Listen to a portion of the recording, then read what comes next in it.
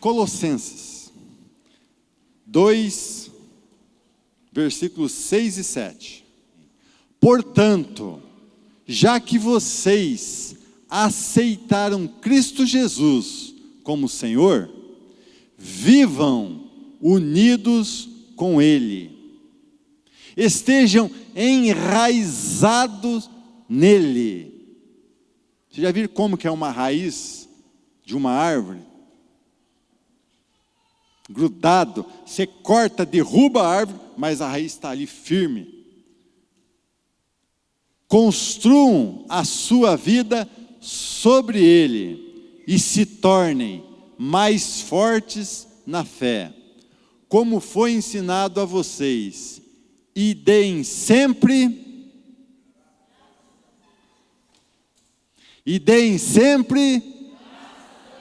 graças a Deus. Hoje eu orei e falei, Senhor, me dá uma palavra para fazer a abertura do culto. Aí o Espírito Santo me falou que Ele queria somente agradecimento. É o que eu falei no início, né? E agora, dar graças a Deus em tudo, irmãos. Em tudo. Crises, alguma doença, problemas na família, todo mundo vai. A própria Bíblia fala que no mundo nós passaremos por aflições, mas em tudo dai graças. Então, irmãos, como nós falamos na quinta-feira aqui, ó, não fica trombudo, não derruba tua tromba no chão por pouca coisa não, irmãos. Crente, pessoas que servem a Deus têm que ter o sorriso estampado. O que a Bíblia fala que nós somos? Luz dessa terra, o sal. Você já imaginou nós sem luz? Uma comida sem sal? É isso que a Bíblia fala que nós somos. Então, irmãos, nós temos que dar graça em tudo. Mesmo que venha problema, glória a Deus, porque depois da tempestade vem a bonança. Dê graças em tudo. E uma maneira de você dar graças a Deus é testemunhando, irmãos. O testemunho edifica a igreja. O testemunho você agradece a Deus. Mesmo que seja uma bênção pequena como uma bênção grande, testemunho, tem oportunidade, testemunha para um irmão, né, que está precisando de uma bênção praticamente igual à tua, na igreja, vem, peça uma oportunidade, pastor, tal, aconteceu isso, deixa eu dar testemunha hoje. Isso aí, Deus fica contente, porque você está mostrando através do teu testemunho o poder dele, dos milagres que ele pode fazer. E hoje eu vou abrir uma oportunidade. Quem quer dar um testemunho? A paz. Bom, não sei se todo mundo sabe, mas esse ano Deus me presenteou com a medicina e eu me mudei para Corumbá. No início foi bem difícil, estar longe da família. Querendo ou não, faz mais de 10 anos que eu moro sem meus pais. Mas era aqui do lado, né? Meia horinha estava em Santa Amélia. Ou se precisasse de colo, alguma coisa, tinha Ana Paula aqui que me socorria. Chegou lá em Corumbá, não conhecia ninguém, estava distante de todo mundo. Por mais que tinha mensagem, eu creio que foi um momento que Deus permitiu que eu estivesse lá, porque Ele precisava me preparar para algo grande. E foram momentos bem difíceis, de choro, crise de ansiedade. Momento que às vezes você passava, meu Deus, com vontade de pegar a malinha, voltar lá para o Paraná. Mas que nem eu comentei com a minha mãe, Deus me fez teimosa o suficiente para permanecer. E teve momentos bem difíceis lá, que a carga para a medicina é algo pesado. Mas Deus é que foi o meu sustento. Mesmo chorando, era secando a lágrima de um lado, estudando, porque não tinha tempo nem para parar para chorar. Eu ligava para minha mãe e falava, mãe, estou fazendo tal coisa, mas é rapidinho, que não está tendo muito tempo.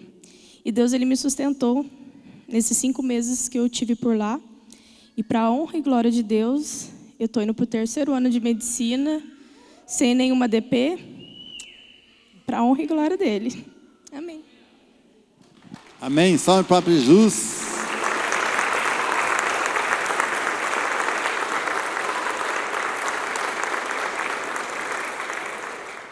Mais um só. Tem mais alguém? Rapidinho.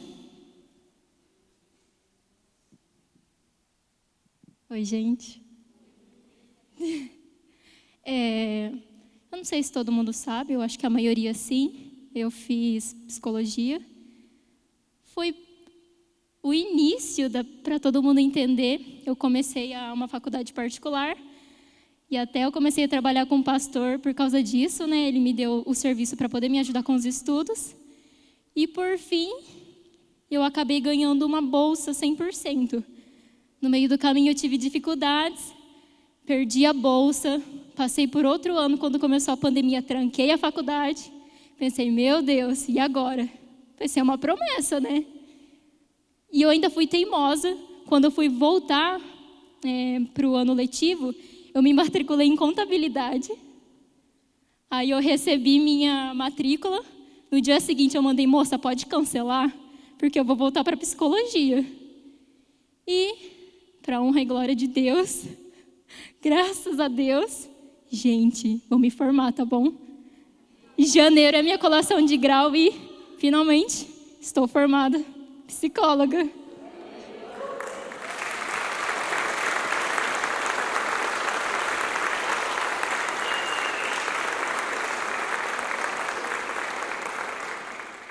Que dia que eu vim no Detran? Na quinta-feira. Eu vindo para o Detran, para quem não tem os visitantes, eu moro em Abateá, tá? Eu vindo de moto, e na hora de abrir o portão de casa lá, eu peguei a chave do portão, e eu estava com a... Eles falam corta-vento, né? Só uma coisinha de nylon lá por causa do sol. E eu coloquei no bolso desse corta-vento a chave do portão de casa, só para poder fechar preguiça de descer da moto, né? Para puxar o portão, depois eu ia enganchar na cintura, que nem eu ponho do carro aqui, né? E esqueci. Mexeram comigo na rua lá, tal, esqueci e fui. Voltando, já vim em Bandeirantes no Detran, tal. Quando eu estava voltando, não sei quem conhece a fazenda do Nilmar, que foi jogador ali subindo, eu lembrei, falei, nossa, chave. Bati a mão no bolso assim, tirei, falei, nossa, eu perdi a chave de casa.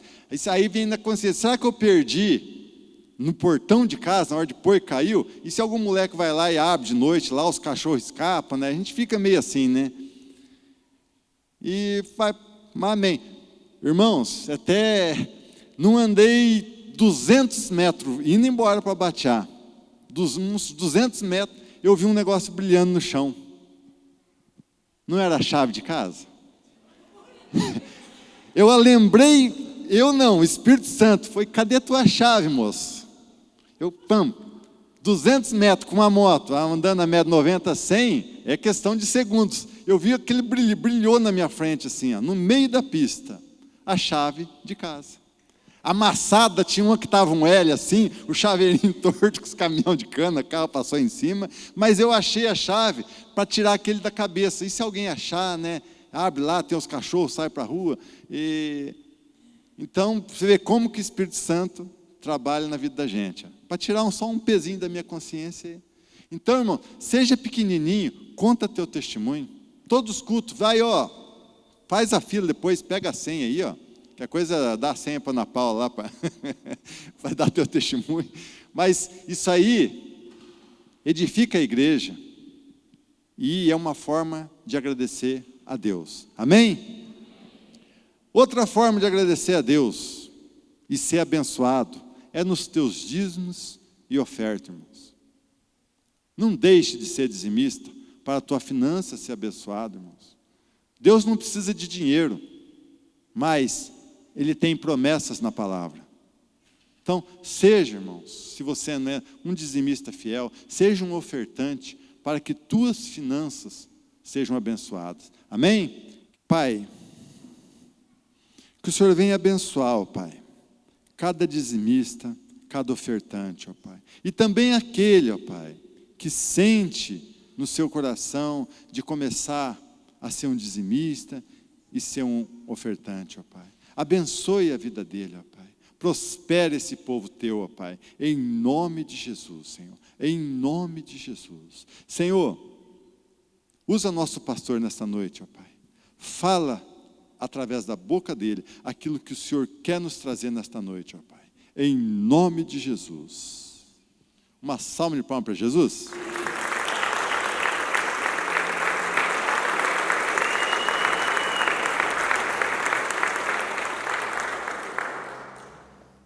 Diga comigo assim, direito legal.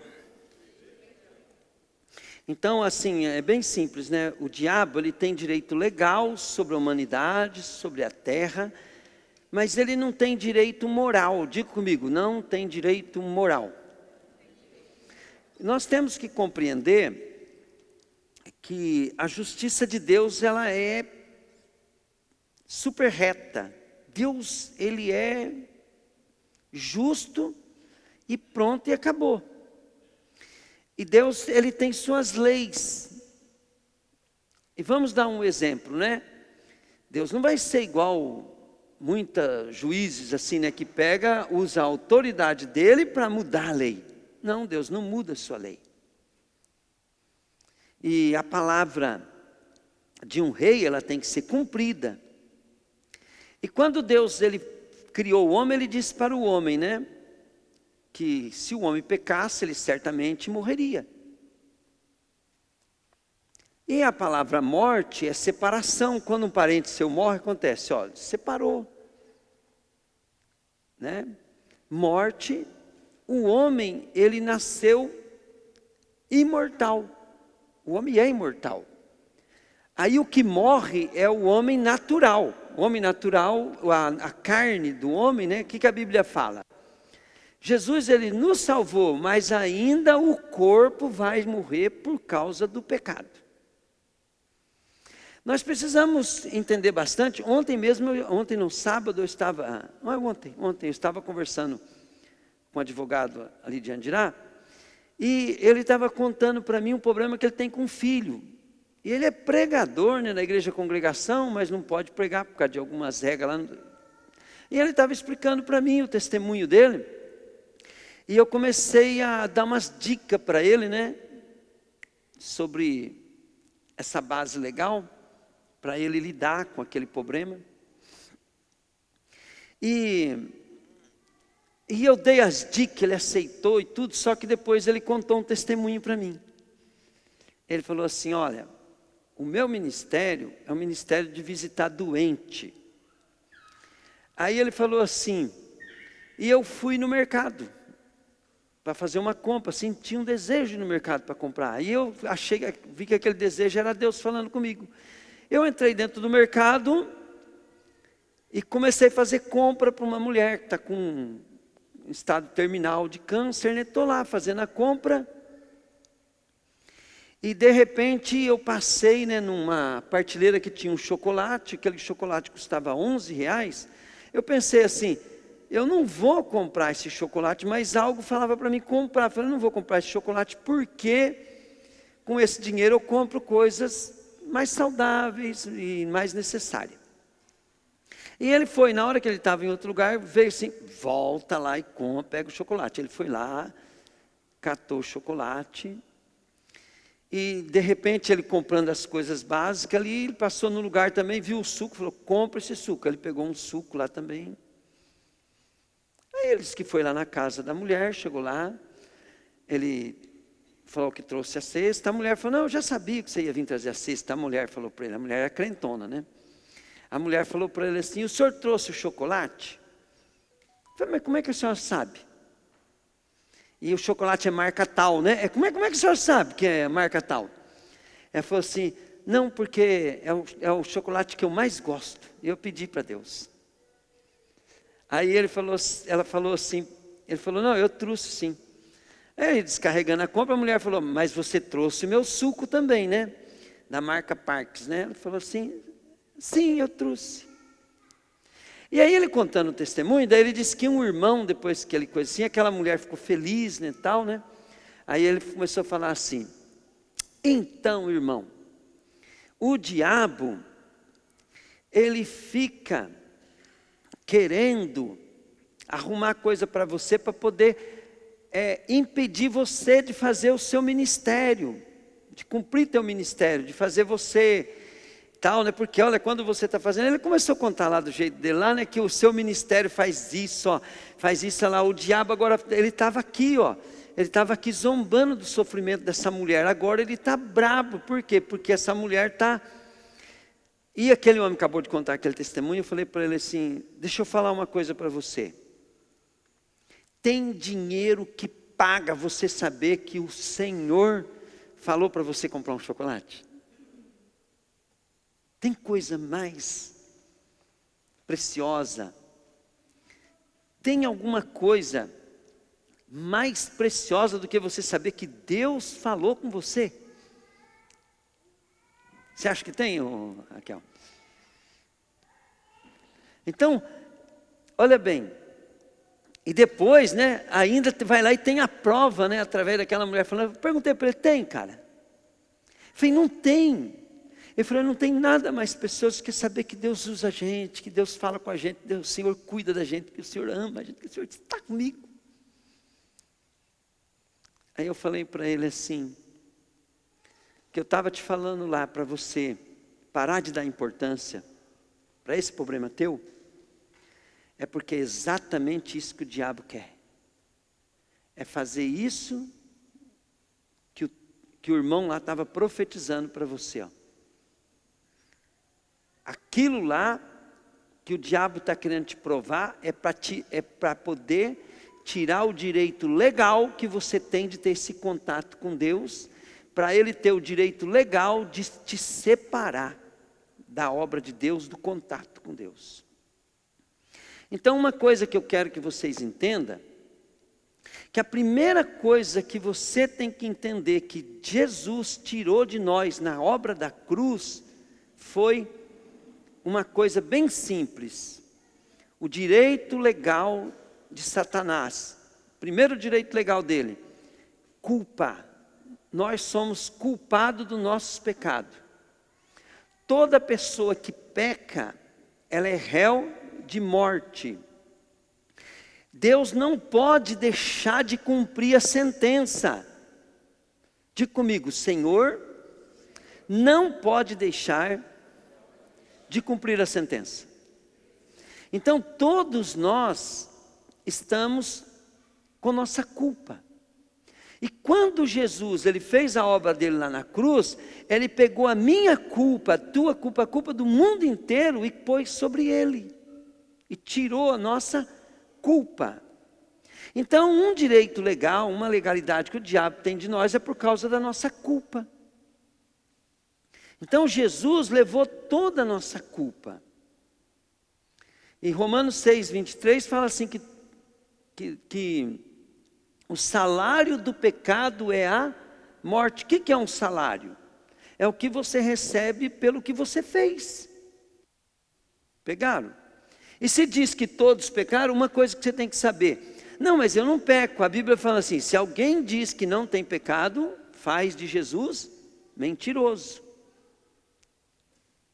Então, impossível você não ter pecado. Agora você falar assim, não, eu não tenho mais culpa, porque Jesus carregou minha culpa, sim. Tá? Outra coisa que Jesus te tirou, que eu sempre gosto de pregar, que é segundo a Pedro, né, versículo 3 em diante, o que Jesus tirou nós é o vício do pecado.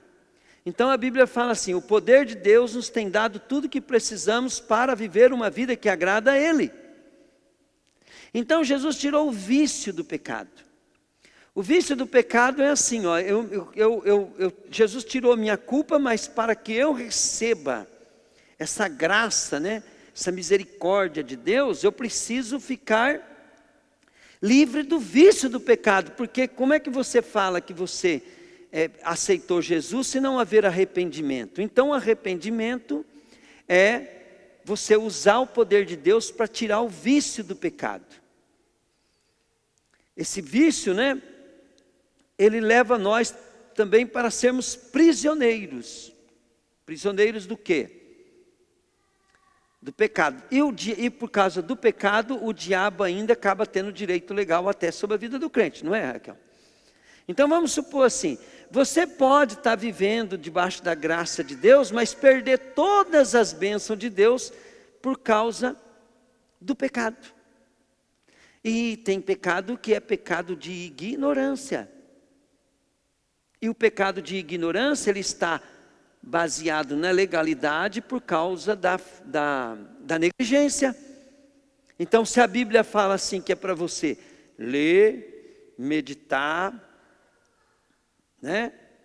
Ler, meditar e praticar, fazer tudo que Deus manda, e assim você vai ser bem sucedido. Agora você pega, não lê, não ora, não medita, ou faz pouco, né? E aí você começa a fazer pecado por ignorância, e o diabo, vocês lembram que Deus, você sempre tem que lembrar que Deus não poupou nem seu próprio filho. Como é que você não vai ser poupado da sua ignorância? E aí já não é uma fase de salvação, aí é uma fase de ter uma vida que agrada a Deus. Sabe, querido, pior do que você ter uma vida de sofrimento é que você tem uma vida que não agrada a Deus.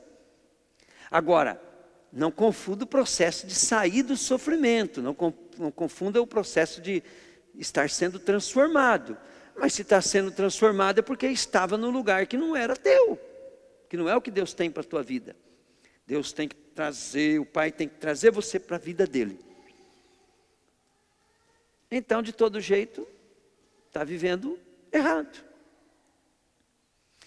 Você não pode gostar de provação achando que as provações são bênção. Elas são bênção porque você é pecador. Elas não são bênção em si. Elas são bênção por causa da situação que você está. A correção não é bênção. Ela é bênção por causa da situação que você está, não é, Raquel? Então nós sempre temos que ser humildes diante de Deus. Por quê? Porque, quando fala assim, sintam-se felizes ao passar por várias provações, é porque eu tenho que me sentir feliz, porque eu estou numa situação que não agrada a Deus. Uma situação de pobre, sofrendo, não tenho o que eu quero, sou uma pessoa infeliz. Isso desagrada a Deus. Aí Deus pega piora a situação, vem uma provação maior ainda, né? Aí a Bíblia fala, sinta-se feliz, porque está piorando, porque Deus quer que você... Ele tem um plano para a tua vida, Ele está te movendo. Então nós temos que tomar muito cuidado, porque se você não fica meditando nessas coisas, você começa a ser simplista no Evangelho. Você começa a ser simplista, você acha que tudo vai vir fácil. Mas o Senhor está fazendo provação, por quê? Porque você tem que vencer ela, ser transformado, porque o Senhor quer te levar a outros níveis. Então nunca ache que o processo de transformação, ele diz que você é bom. Não, o processo de transformação é que o Senhor quer te melhorar. E Ele só está melhorando porque você não está pronto. Você não está pronto para aquilo. Eu não estou pronto para aquilo que Deus tem para a minha vida. Então eu fico feliz quando eu estou com provações, né? Porque eu sei que Deus vai me levar para outros níveis. Legal, gente? Tanto é que toda vez que eu falo para minha esposa, né? Eu falo, querida, a prova está grande. Às vezes quando ela leva um prejuízo, tem uma situação muito difícil passando, pode perguntar, ela mesma fala, o que é, Rose, que eu falo? Se prepara que a bênção é grande. Entende? Mas se Deus fez aquela aprovação para poder dar a bênção, é porque eu não estava educado para aquilo. Eu não estava pronto para aquilo. E aí dói, né, gente? Dói ou não dói? Por exemplo, a Yumi lá, ela vai pegar o canudo lá, né, para formação como psicóloga. Mas pergunta para ela como é que foi as provas. Ela mesmo contou aqui, Não foi fácil. A luta foi grande. Mas o que fez dela uma psicóloga, a luta foi grande por quê? Porque ela não estava pronta, senão ela pegava o diploma até de travessada, até dançando assim, chegava lá, ela pegava a bênção. Não é, Yumi? Ela teve que mudar. Pergunta se ela gostava de estudar. Né? Não era melhor dormir, Yumi? Não era melhor ficar em casa? Então, nós temos que compreender que Deus nos liberta do vício do pecado, e o pecado nos separa de Deus. O pecado, querido, é que traz a pobreza. Ó, tudo que Jesus, Ele conquistou para nós, é porque nós tínhamos perdido. Nós tínhamos dado direito legal para Satanás. Então Jesus se fez pobre para que nós fôssemos ricos. Aí você vai sair do vício do pecado. Não saiu do vício do pecado, a maldição continua. Não quer dizer que você vai para o inferno. Não quer dizer que você não é um homem de Deus, uma mulher de Deus. É que você não entendeu essa palavra, endureceu o teu coração a ela, porque a tua natureza, querido, carnal é orgulhosa, tem alguma coisa errada aí, né? Que você não se desprende da tua maneira de ser.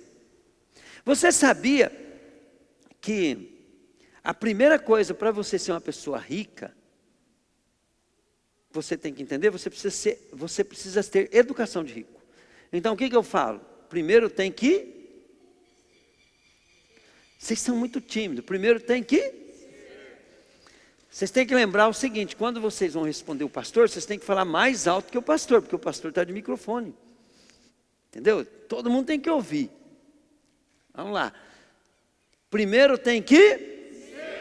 Falar, Deus não vai me dar sem antes me preparar. Falar, então seu ser vai estar garantido. Falei. Então, quando Deus tem uma promessa para a tua vida, o que você faz? Você começa a ser.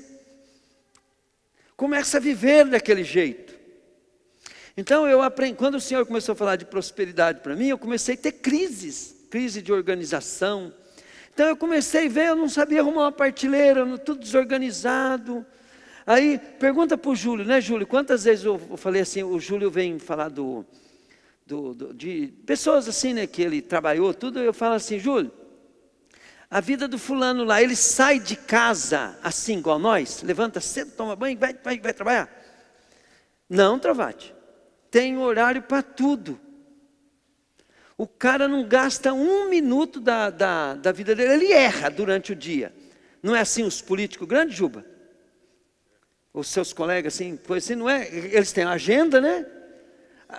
E quando eles podem, têm dinheiro, eles arrumam uma secretária. Tem uns que tem 2, 3 secretárias. A secretária que vai lembrando dele durante o dia.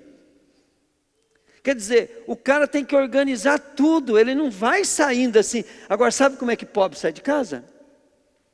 Ele toma banho, ai, estou atrasado, e vai trabalhar. E chega lá no serviço, querido, ele nem sabe, ele não tem um planejamento para poder produzir, o que tem que fazer para poder... Não, aí ele não entende, né? Porque está trabalhando de empregado, quem tem que preocupar com isso é o patrão. Ele está ali, né? E ele não entende que se ele não aproveitar ser enquanto ele está sendo empregado, ele vai ser empregado o resto da vida.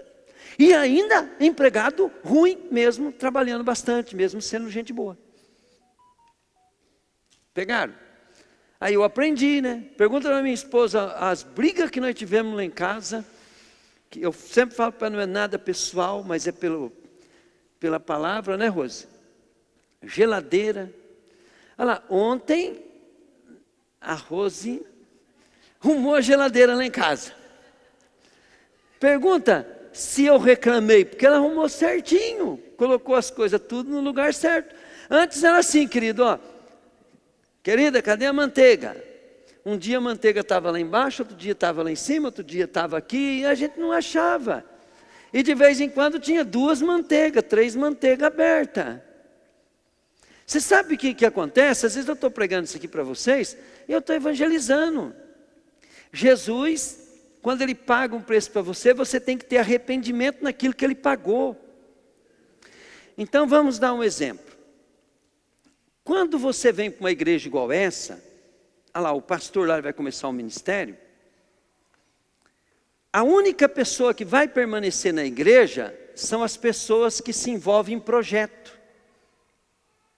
Então, vamos supor assim, e se para você também lá na tua vida secular, né, para você ficar bem financeiramente, para você ficar liberto dessas maldições, você tem que se envolver em projeto. Então aí, quando você está envolvido em projeto, você não olha o líder, o patrão ou o freguês como criança. A criança que culpa, que julga para se desculpar. Você começa, querido, a ver eles como líder mesmo. Porque o projeto nos une. Até eu estava falando ontem para a liderança, né? Como o nosso ministério é top quando nós vamos fazer um casamento, vamos dar um casamento para a Yumi e para o Pedro? Glória a Deus, Yumi. Vamos dar o casamento para eles? Aí o que acontece? Não é? Gente, dá um orgulho de ver o ministério, porque o ministério, cada um começa a fazer uma coisa e tal, e nós saímos um casamento, e eu fico olhando a equipe trabalhando, por quê? Porque trabalhou por diga comigo, propósito. Então, dentro daquele propósito, começa a deixar de haver olhar para pessoas. Então, sempre você lembra assim, ó, você tem que meditar na palavra, ó. Quando você está estudando, principalmente a administração, eles falam assim, quem pensa pessoas, mente medíocre. Não é, Raquel? Quem pensa coisas, mente normal. E quem pensa ideias, projeto, mente nobre. Então, quando você, conforme a nobreza do projeto que você se empenha, você para de ter problema com pessoas. Não quer dizer que as pessoas não vão ter problema com você. E em vez de você ficar preocupado das pessoas ter problema, você nem liga para isso, você começa a chamar elas para entrar no projeto. Quando elas entram no projeto, elas corrigem a vida delas. É isso que eu quero, Raquel. Entendeu? Só pode olhar para a pessoa como pastor quando você está cuidando de membros novos. Então, por exemplo, tem uma galerinha aqui que é meio novo. Eles precisam de pastor. Eles precisam de pastor para dar os primeiros passos. Mas eles precisam de pastor que guia eles para um projeto. Na hora que eles entrarem num projeto, querido, aí Deus começa a guiar a vida deles de uma maneira tremenda. Então a obra da cruz é para tirar o direito legal para que Deus te dê os projetos dele para você. O primeiro projeto de Deus, o que era? Salvar toda a humanidade. Continua sendo o primeiro, sempre vai ser. Correto? E para que esse projeto seja alcançado, Deus levanta ministérios, levanta grupo de pessoas. E nós somos nós temos que estar envolvido em um projeto. E você nunca vai entrar num projeto grande sendo líder sem você estar começando em um projeto que seja menor, e vai crescendo, vai crescendo. Deus vai te dando projeto grande. Mas se você insistir em ficar com mágoa, ressentimento, ainda mais com pastor, com prefeito, com líder, com coisas, você sempre vai andar em círculo no deserto que Satanás criou, querido, como maldição para travar a tua vida, teu ministério, teu chamado. Então você não tem que pensar assim, mas Deus não quer que eu fique rico, não chamou para ser rico. Não, querido, você tem que lembrar que Deus não faz exceção de pessoas. Você pode falar assim, talvez eu nunca vou conseguir ficar rico, mas eu sei que eu vou fazer o meu melhor. E você fazendo o seu melhor, não tem limite para Deus te abençoar. Glória a Deus. Então, querido, olha bem, tem coisas que Deus deu o poder para o homem vai ter que desenvolver com a ajuda de Deus. Riqueza, você tem que se acertar na sua motivação correta para com o projeto de Deus. Depois você vai ter que usar a sua imaginação, o seu querer para poder você ter legalidade de Deus para poder aqui isso acontecer. E muita gente não consegue porque não entende esse processo. Uns não precisam entender. Ele desde pequeno alguma coisa aconteceu e ele ficou com uma ambição. Vamos pegar Jacó. Jacó era ambicioso. E Deus pode dar um projeto, querido, que nós estamos curtindo ele hoje, nós estamos recebendo ele hoje. A salvação da humanidade, Jacó se transformou em uma pessoa, olha bem, um trapaceiro Deus usou. Por quê? Porque ele era ambicioso. A ambição dele era errada. Diga comigo, errada, fala aí. Olha, mas o que Deus fez? Deus fez uma proposta para ele, querido, e ele ficou ambicioso com a proposta de Deus. Então, se você pegar a tua ambição, né, e ficar dentro da proposta... Agora, se a sua ambição estiver fora da proposta de Deus, ela vai te destruir. Ah, mas eu quero comprar um carro novo. Mas espera aí. O carro novo é consequência, não pode ser seu propósito. A sua ambição, para poder ter a ajuda de Deus, a proposta de Deus, e não ser contra Deus, você tem que descobrir o projeto de Deus para a tua vida. Nós não tínhamos condições de ter esse lugar, mas Deus tinha falado. Quando Deus tinha falado, eu já ficava imaginando, procurando, juntando dinheiro para comprar e tal, mas tinha uma palavra. Pegaram? Então, olha bem, se todos nós começar a compreender isso, então nós vamos ficar livres das prisões, né, que vão impedir nós de prosperar em todas as áreas. Então, uma das coisas que você tem que entender, eu vou dar um exemplo bem simples. Quando eu penso na loja, que a loja, coisa e tal, o que eu fico imaginando? O ministério. Poxa vida, a contribuição da loja para o ministério, ela é boa. E quando a loja diminui o ganho, diminui a minha contribuição. E daí o que eu fico pensando? Eu falo assim, gente, eu vou ter que continuar com a loja, porque a loja, né? Ela é muito importante para a saúde financeira do ministério. Agora olha bem para você ver. Eu penso assim porque é uma maneira de eu não pegar caminho errado. Porque na hora que eu ficar pensando da minha prosperidade para mim, pronto, já saí do projeto de Deus e aí eu posso pegar caminho errado. Pegaram, gente? E esse vício, o Dori, a Raquel, a Carme, pode ver que era o que eu fazia quando eu estava na igreja metodista, não era? Vocês lembram que eu falava? Eu falava assim, eu ainda vou ser o maior dizimista dessa igreja, sendo dos menores. Quando eu comecei a participar da administração da igreja, eu comecei a ser coordenador, e eu via aqueles dízimos assim, eu falava, uau, tinha uns caras que bastante gente dá dízimo grande, né? Eu falava, uau, né? Um dia eu vou dar dízimo maior do que esses caras aí. Né? E aconteceu. Entenderam? Então, quer dizer, você começa a sonhar, mas não estava fazendo uma disputa de... Agora, olha bem, quem está me ouvindo... e é malicioso, ele pensa assim, pô, o pastor, ele quer disputar, ele está se achando, ele não sei o quê. Então, você está interpretando. Eu estou querendo te dizer, querido, que eu não queria ser o maior dizimista para mim, dizer que eu era bom, porque eu ganhava dos outros. É porque eu quero agradar o meu Senhor. Aí quando fala assim... Mas e para você? Se você perguntar para minha esposa, eu falo, uma vida simples é muito mais gostoso.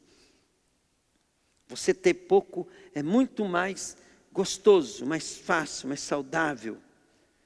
Ele falou assim, mas quando Deus tem um propósito... E eu fiquei preocupado com esse propósito, porque lá quando o Senhor me chamou, e eu naquela pobreza desgramada, a primeira profecia que eu recebia era de prosperidade. E os caras falavam assim, seu ministério vai ser um ministério de prosperidade. Eu falei, o meu sonho, querido, era ter um emprego, uma casinha de 4, 5 cômodos, um Fusca, uma tarrafa. Esse era meu sonho. Um dinheirinho no banco, porque eu sempre gostei de ter 4, 5, 6 meses de salário no banco para mim para mim assim, se eu não ter que trabalhar, eu não ficar preocupado, só isso. Não é porque eu queria ter dinheiro para ter segurança. Assim, você já pensou, amanhã você fala assim, não, amanhã eu tenho que trabalhar, senão eu não como, né? Agora você fala assim, não, amanhã eu tenho que trabalhar, né? Porque o homem tem que trabalhar, o homem tem que ganhar seu dinheiro, tem que prosperar. Agora, não vou falar, agora, quando fala assim, amanhã eu tenho que trabalhar porque eu não como, aí amanhã não dá para trabalhar, o que eu lembro? Fala, não tem problema, eu tenho uns troquinhos guardados lá, eu me mantenho. Então você tem que ter economia para ter paz. Né? Então, quando a gente começa a querer prosperar, a primeira coisa que você tem, eu lembro do Filomeno Romero, né? Que mudou muito o curso da nossa fé, as palestras dele. Ele falava assim, todo homem de Deus, e diga comigo assim, eu sou um. O crente que entrou ontem, que ele é um homem de Deus, não é? Ele estava falando para pastores, né? Mas ele falou, todo homem de Deus, se ele tiver uma roupinha limpa para vestir, uma caminha para dormir, e ainda ele brincava, né? E um banheiro para tomar banho e cagar, ele está feliz. Ele não precisa de mais nada. Então, quando você é rico, e você pensa assim, aí você é rico de verdade. Entende? Porque não precisa. Passou disso, vira peso. E se for peso, que seja a glória de Deus na nossa vida. Então, a prosperidade é a glória de Deus na nossa vida. É que Jesus fez pobre para que eu seja rico. Quando alguém conta um testemunho grande de algo maravilhoso que aconteceu, a maioria das pessoas, elas interpretam errado. Elas veem errado e até se motivam errado, porque eles não se firmaram ainda em algo que já devia ter se firmado, que é o feliz. O que a Bíblia diz? Se você tiver o que comer, que beber, que vestir, esteja contente, né? E o mesmo que falou isso, ele falou, e Deus que é poderoso para dar infinitamente mais do que tudo que pedimos ou pensamos, conforme o seu poder que opera em nós. Pensando assim, como é que está a tua vida? Fala assim, eu já estou rico, fala aí. Entenderam? Agora, quando o pastor fala assim, tem que ter mais, diga comigo, é para a glória de Deus. Entenderam? Se não, querido, você pega o caminho errado. E Jesus, ele fez isso na cruz, tá? Por nós. Eu mais pastoreei do que evangelizei agora, né? Que eu preguei, né? Isso é pastoreamento, tá, gente? É ensinando você, tal. Ó, uma coisa que nós temos que entender, que também Jesus, ele também conquistou para nós, põe lá para mim, Hebreus capítulo 2, 14 e 15. Deixa eu terminar aqui, 2, 14 e 15, né? Os filhos, como ele os chama, são pessoas de carne e sangue.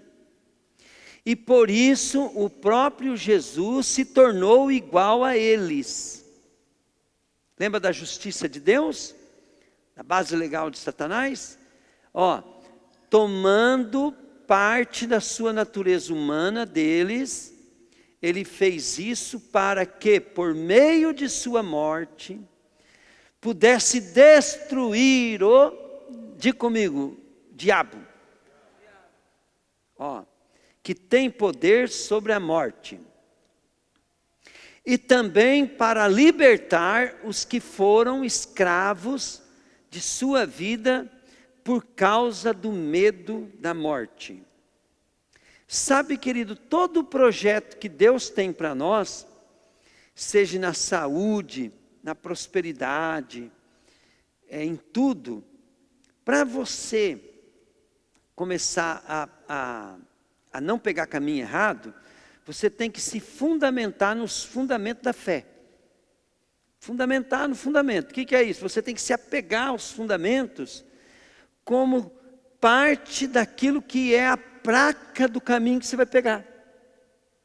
Então vamos supor assim, se você saiu um pouquinho daquele fundamento, por mais gostoso e bom e certo, por mais que você entenda que aquilo é mais certo do que o que você está vivendo, se você pegar, você pega caminho errado. Eu vindo de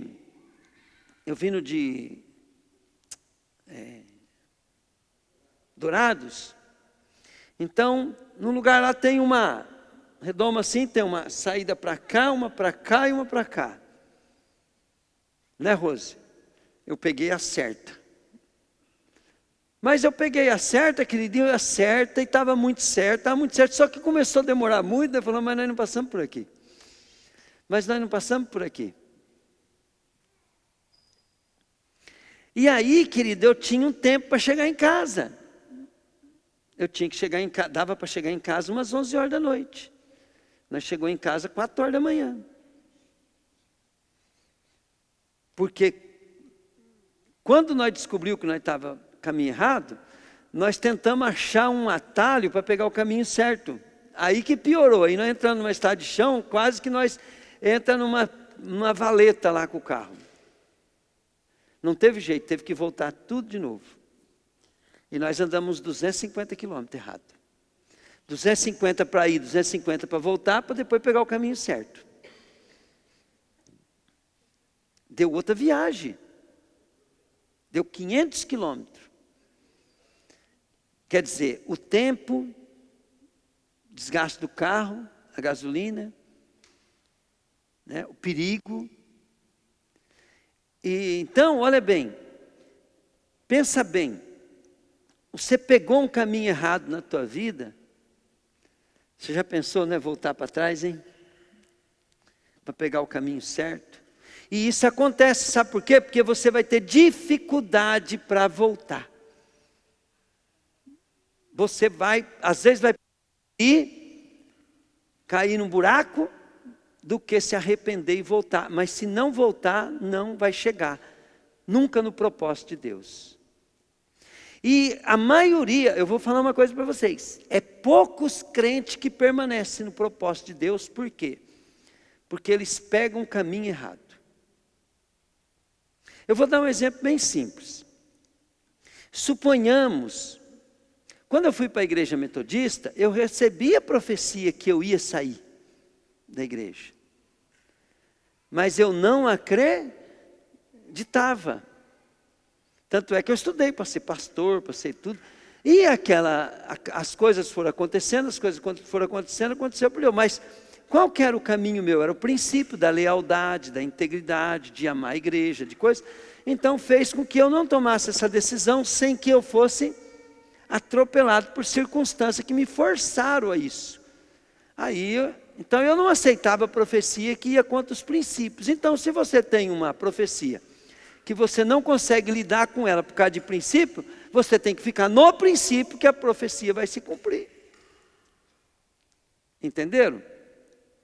Se eu tivesse seguido a direção daquela profecia, talvez eu teria morrido. Por quê? Porque eu ia sair antes do tempo. Eu ia estar fazendo coisa errada. Então muitas vezes nós temos que aprender que princípios, eles são placas que dirigem a nossa vida para nós não pegarmos caminho errado.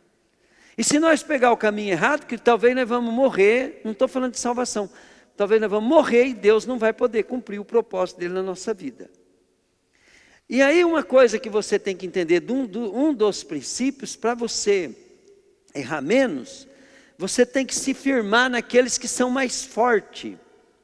Então toda vez que eu estou fazendo um negócio, eu lembro o seguinte, estou ganhando dinheiro. Aí para mim não errar naquele negócio, eu penso o seguinte, eu não estou juntando tesouro na terra, eu quero juntar primeiro no céu.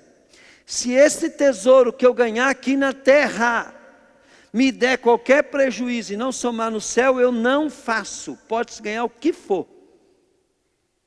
Então junto o tesouro lá no céu. Por quê? Porque o meu Senhor disse para mim, não ajunteis tesouro na terra, mas ajuntai lá no céu. Pronto. Para ter a motivação de prosperidade correta. Outro princípio, né? Eu nunca posso arriscar aquilo que me faz perder a salvação. Então, se vir uma proposta para mim que eu vou ter que ter uma vida de mentira, de engano, eu posso perder a minha salvação. Então eu falo, muito obrigado, eu prefiro morrer de fome, eu prefiro falir, eu prefiro que todo mundo na minha casa pereça, mas eu não vou para o inferno por causa disso. Mas pastor, eu já vivo numa situação dessa. Então começa a orar e começa a sair dela. Por quê? Porque a vida eterna é o bem mais precioso que Deus tem para nos oferecer. Amém, querido? Glória a Deus. Então, aqui, né, nós vemos o seguinte, ó. Jesus, ele falou assim, ele está mostrando bem claro, né? Que é tão sério o negócio que ele se fez um de nós, para poder tirar o poder da morte de nós. Agora, olha bem, lá em Isaías 59, versículo 2, vamos ver o que está escrito lá. Tomara que eu acertei, né? Ó, pois são os pecados de vocês que separam do seu Deus. São as suas maldades que fazem com que ele esconda de vocês. Não atendam às suas orações. Querido, olha bem. Uma das coisas que Jesus fez na obra da cruz, ele se colocou como o intercessor. Ele colocou também como o mediador. O que é o mediador? Então, eu não tinha acesso a Deus. Agora, a obra dele na cruz fez com que Jesus me colocasse como acesso a Deus. Agora, olha bem, o que ele falou? Olha bem, o que ele falou? Se vocês cometerem algum pecado, peça perdão. Então, a culpa sai, a justiça de Deus, ela fica toda sobre Jesus, porque Ele é o teu representante. E você agora, querido, precisa entender que ligação com o Pai é ligação com obediência à sua palavra. E se você se liga com o Pai, o pecado não há nada, o diabo é o pai da mentira, é o pai do pecado, ele peca desde o princípio. Logo, se não houver pecado em você, não tem nenhuma base legal do diabo na tua vida. Diga comigo, base legal do diabo. Então vamos dar um exemplo bem simples. Quando o pastor fala para você, cuidado com o que você come, eu também estou santificando a minha vida nisso. O que eu falei para a irmã agora há pouco? Falei assim, ó, o Senhor cura você da tua enfermidade e te livra do diabo. Mas se você não tirar o que é do diabo do teu corpo, toda a desobediência é do diabo. Você passa a dar coisa para o diabo. Então vamos supor assim, ela estava com aquele problema de enfermidade. Diga comigo, o problema não era a enfermidade. O problema é o diabo, falei. Só que olha bem, o diabo podia pôr enfermidade nela se ele não tivesse legalidade? Pode. Agora deixa eu te perguntar, é só legalidade espiritual de macumba, feitiço que o diabo tem? Não. Se ela comer açúcar, o que o diabo tem? Vai abaixar a imunidade dela? E o diabo tem legalidade. E se você ama muito a Deus, você vai no médico e descobre que você não pode comer açúcar, o que você faz? Se você persistir, não, mas eu não aguento, eu gosto de doce, eu não vivo sem doce, o que você está fazendo? Vivendo, dando legalidade para o diabo consolidar, não é, pastora? Então, não estou falando de vocês, estou falando de mim, eu estou aprendendo. Tem coisas que tem na minha vida que eu nem imagino que o diabo tem legalidade, então estou lutando. Aí, né, se a a Raquel tem um comportamento que está dando legalidade para o diabo, que está atrapalhando o ministério. Eu vou falar com a Raquel, né? A Raquel se magoa, se ressente. Por quê? Porque ela não entendeu o projeto, ela está olhando para pessoas, está com mente medíocre. Mas se ela começar a falar, ô pastor, então vou ficar livre desse negócio aí? Então, não vai ser fácil, mas vamos tentar, vamos ajudar. Ó pastor, não consegui, ainda comi doce. Mas o que Deus quer é que a Raquel se arrepende e comece a lutar contra isso. Pegaram, gente? Lutar. Então o pastor não está preocupado se você está gordinho, se você está magrinho, se você não está nada. O meu negócio é o capeta. Eu quero pegar ele pelo chifre e tirar da tua vida. E para mim tirar ele da tua vida, eu preciso tirar a base legal, porque ele volta quando ele tem lugar na tua casa. O demônio nós expulsou, aí o remédio fez efeito, a irmã também, pronto, uma semana a enfermidade sobrenaturalmente, Deus curou ela. Mas tem as coisas que ela fazia que o diabo teve legalidade, que eu tenho que mudar agora a natureza dela. Então é esse que é o problema. Então, gente, olha bem, recapitulando aqui, a obra de Jesus quebrou toda a base legal, mas essa base legal, ela tem que agora, a nossa parte. Quando eu falo, eu aceito Jesus como Senhor e Salvador, olha bem, como Senhor e Salvador. Aí eu começo a obedecer Ele, querido, e parando de fazer as coisas do diabo, as obras do diabo. Por mais simples, Deus vai tirar aquelas, querido, que você quando começa quer fumar, beber, jogar, pecar, adulterar. Isso Ele faz uma limpeza na tua casa rapidinho. Mas depois tem, diga comigo, os pensamentos de Deus, fala aí. Fala, os planos de Deus, os propósitos de Deus, são mais altos, mais profundos e mais largos, fala aí, do que eu possa imaginar. Então aí Deus vai ter que tratar os detalhes na nossa vida. Então não se ofendam quando vocês têm um líder que bate forte. Não é para te ofender. É porque Deus tem planos grandes. E conforme o ministério, querido, o negócio é mais forte ainda. Quando Deus tem planos grandes, grandes mudanças vai ter que fazer. Né? Glória a Deus. Ó, então vamos lembrar de uma coisa. Tudo isso é baseado no que Jesus conquistou, tirar a legalidade do diabo e dar o direito legal para Jesus.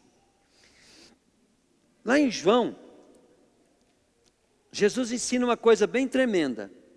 Ele fala assim, todo aquele que me ama, ele me ouve e me ouve. Então amar a Deus é sentir? Vamos, gente. Amar a Deus é se emocionar? Amar a Deus é gostar? Vamos, gente? Não. Amar a Deus é ouvir e obedecer. Ele fala assim, então eu virei, eu e o Pai virei e habitarei nessa pessoa. Por quê? Porque tudo que é do diabo saiu. Agora quando você ouve e obedece a Jesus, tudo que é de Deus está em você, a casa dele está pronta. Mas se tiver coisa do diabo, Deus não habita onde tem pecado. Então o diabo tem que sair. Eu tirei a base legal do diabo. O diabo já foi embora da tua vida, mas tem as coisas dele na tua vida que tem que sair. Sai que jeito? Ouvindo e obedecendo. Aí, ó, Jesus diz assim, eu e o Pai viremos, moraremos nele, e nele faremos morada. Você sabia que quando você recebe o Espírito Santo, a Bíblia diz assim, o Espírito é o Senhor. Então quando você recebe o Espírito Santo, como os três são um, você está com Jesus morando em você, com o Pai morando em você, e com o Espírito Santo morando em você. Entende? Os 3 moram em você. Isso é Jesus que falou isso. Jesus, antes de subir, falou: eu vou, mas eu vou voltar e eu não vou deixar vocês órfãos. Eu estarei com vocês até. Então, quando você recebe o Espírito Santo, querido, tanto é que ele falou assim, ó: ficar em Jerusalém até que do alto o Pai manda. Então, o Pai, o Filho e o Espírito Santo estão morando em você. Tanto é que tem hora que a gente está com uma comunhão com Deus ali, você começa a ter uma atitude assim como fosse filho dele mesmo. Pode falar: Paizinho, tu está aqui, teu Espírito está em mim, o Senhor está aqui, papaizinho. E quanto mais atenção você dá para Ele em oração, em adoração, em intimidade, mais Ele se manifesta. Ele não pode se manifestar se você não quiser. Glória a Deus. Amém, querido? Então fala assim comigo: tudo que Jesus conquistou na cruz é direito nosso, é nossa herança. Fala: Satanás, a palavra, ela me liberta. E eu ouvi uma palavra hoje, e em nome de Jesus, eu recebo a bênção dessa palavra, como se eu já a obedecesse. Porque eu me arrependo, e os meus pecados estão perdoados, porque eu peço para o meu Senhor Jesus Cristo perdão. Amém, querido? Glória a Deus.